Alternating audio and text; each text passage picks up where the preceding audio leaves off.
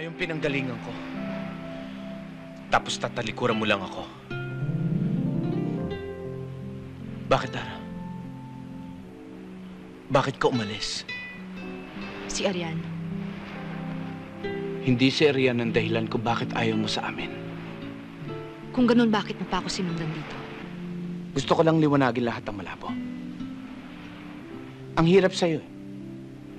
Kunwari nahihiya ka. Kinasangkapan mo kami mag-ina. Pati na si Arian. Pero ang totoo, gusto mo lang bumalik kay Henry. Jake! Oh, huwag ka na magkunwari. Alam ko mahal mo pa rin yung lalaki yung sa kabila ng mga kahayupang ginawa niya sa'yo. Ginulo niya ang buhay mo. Pati na ang buhay ko nadamay.